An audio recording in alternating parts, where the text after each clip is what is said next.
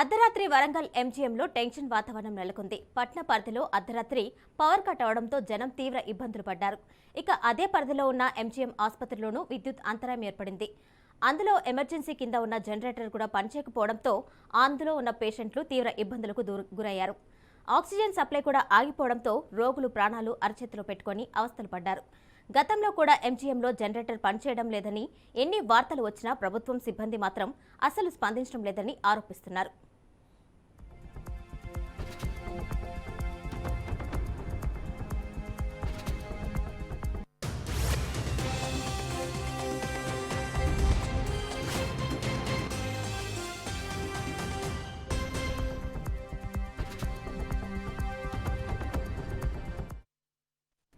దీనిపై మరింత సమాచారం మా ప్రతినిధి భాస్కర్ అందిస్తారు. భాస్కర్, చెప్పండి.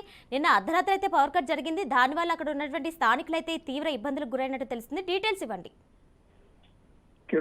ఉత్తర తెలంగాణకు పెద్ద దిక్కు ఉన్నటువంటి ఎంజిఎం హాస్పిటల్ మొత్తం కోతులు బెడదతోటి ఆ పవర్ సప్లై కట్ అయిన పరిస్థితి. దానికి ఉన్న కింద జనరేటర్ తోటి ఆ కరెంట్ అన్నిటికీ సప్లై ఉన్న నేపథ్యంలో వైర్లు కట్ అయ్యి మొత్తం కోతులు దిగడంతో వైర్లు కట్ కావడంతో ఎంజిఎం ఉన్న పేషెంట్ అయితే ఇబ్బంది పడుతుంది. చిన్నపిల్లలు కావచ్చు, ఎంజిఎం వెంటిలేషన్ లేవడంతో ఇబ్బందులు చాలా ఇబ్బంది పడుతుంది. ఎంజిఎం అత్యవసర చికిత్స కేంద్రాలయంలో కూడా చాలా ప్రాబ్లం అయిన పరిస్థితి. కరెంటు వెంటనే కట్ కావడంతో స్థానికంగా ఉన్నటువంటి పోర్ల నుంచి ఉన్నటువంటి కనెక్షన్ వైర్లు కట్ కావడంతో కోతులు అటువంటి తిరిగిన నేపథ్యంలోనే కరెంట్ కట్ కావడంతో అత్యవసర చికిత్స ఉన్నటువంటి పేషెంట్లు కావచ్చు, నార్మల్ కేంద్రంలో ఉన్నటువంటి పేషెంట్లు కావచ్చు చాలా ఇబ్బంది పరిస్థితుంది.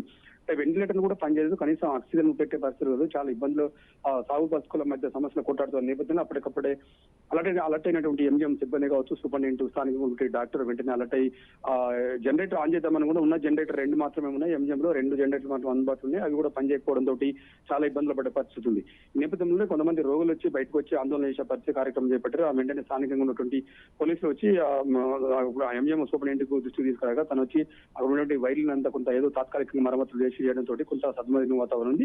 ఒక హాఫ్ అన్ అవర్ లో కరెంట్ రావడంతో కొంత వాతావరణం అయితే ప్రశాంతమైన వాతావరణం ఉంది. ఎవరికి ఇబ్బంది కలగలేదు, ఎలాంటి పేషెంట్ కి ఏమంటే ఏం సంభవించలేదు. కిరణ్మై, ఈ నేపథ్యంలో ఇప్పటికే గతంలో ఉన్నటువంటి ఇప్పటి నుంచి పెద్ద దిక్కున్నటువంటి హాస్పిటల్ కనీసం ఆ ఎంజిఎం కు సంబంధించినటువంటి ఇన్వర్టర్స్ కూడా లేకపోవడంతో చాలా ఇబ్బంది పడుతుంది. పెద్ద మొత్తంలో ఇటు మంత్రులు కావచ్చు, స్థానిక ఎమ్మెల్యేలు కావచ్చు, ఉమ్మడి వరంగల్ జిల్లాకే గుండెగాయకు ఉన్నటువంటి ఎంజిఎం కేంద్రం పెద్ద మొత్తంలో చూస్తున్న నేపథ్యంలో కనీసం ఒక జనరేటర్ కూడా సప్లై చేయకపోవడంతో ప్రభుత్వం మీద సీరియస్ గా ఉన్న పరిస్థితి. ఆ నేపథ్యంలో ఇటు ఉద్యోగులు కావచ్చు, ఎంప్లాయీస్ కావచ్చు, ఆ నేపథ్యంలో కొంతమంది పేషెంట్లకు సంబంధించిన కుటుంబ సభ్యులు కావచ్చు ఎంజిఎం మీద కొంచెం తీవ్ర ఆసనం వ్యక్తం చేసిన పరిస్థితి ఉన్నాయి. అయితే భాస్కర్, గతంలో కూడా ఇన్వర్టర్ పనిచేయని పరిస్థితి అయితే నెలకొందని తెలుస్తుంది. అయితే ఈ నేపథ్యంలో హాస్పిటల్ మేనేజ్మెంట్ ఏమంటున్నారు? గతం మీరు చెప్పిన కరెక్ట్. గతంలో కూడా ఇన్వర్టర్లు పనిచేయకపోవడంతో పేషెంట్లు ఆ కోవిడ్ నేపథ్యంలో పెద్ద సమస్య తలెత్తిన పరిస్థితి మనకు తెలిసిందే. అక్కడ ఉన్నటువంటి 2 ఇన్వర్టర్లు మాత్రం ఉండే, ఆ 2 ఇన్వర్టర్లు కూడా పనిచేయకపోతే జనరేటర్లు గత ప్రభుత్వంలో కోవిడ్ నేపథ్యంలో ప్రభుత్వానికి వెంటనే దరఖాస్తు చేయడంతో ఒక ఇన్వర్టర్ ఒక జనరేటర్ పంపించి ఆ జనరేటర్ కూడా తాత్కాలికంగా పనిచేయకపోవడంతో ఈ సమస్య ఎదురని చెప్పి ఉద్యోగ ఎంప్లాయీస్ చెప్తున్న పరిస్థితి. దాన్ని అంటే అప్పుడు ఉన్నటువంటి పరిస్థితుల్లో దాన్ని ఉపయోగించుకో తప్ప తర్వాత దాన్ని ఎలాంటి పట్టించుకోలేదు, పక్కన పడేయడం జరిగింది.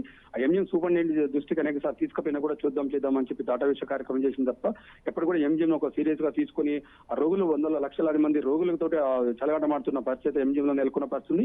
అనేక సార్లు ఇటు కలెక్టర్ దృష్టి తీసుకొచ్చారు, స్థానికంగా ఉండే ఎమ్మెల్యే కావచ్చు, మంత్రి కావచ్చు. గతంలో బీఆర్ఎస్ ప్రభుత్వంలో మంత్రి ఎర్రబెల్లి దయాకర్ దృష్టి కూడా తీసుకొచ్చిన నేపథ్యంలో స్థానిక ఎమ్మెల్యే నరేంద్ర దృష్టికి తీసుకొచ్చినా కూడా ఎవరికి పెద్ద మొత్తంలో స్పందించక అనేక ఇబ్బందులు పడుతున్న పరిస్థితి.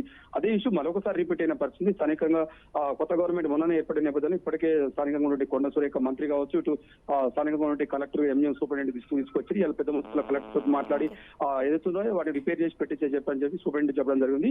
మరోసారి పునరావృతం కాకుండా అని చెప్పి సూపరింటెండెంట్ చూసుకోవడం జరిగింది. మొత్తానికైతే ఎంజిఎం సంబంధించి అనేక సమస్యలు కావచ్చు. ఒక కోవిడ్ ఒక పక్క ఇబ్బంది పెడుతున్న పరిస్థితిలో మరోపక్క ఈ ఇన్వర్టర్ కావచ్చు, కరెంటు సమస్యతోటి కొట్టుమిట్టాడుతున్న పరిస్థితి.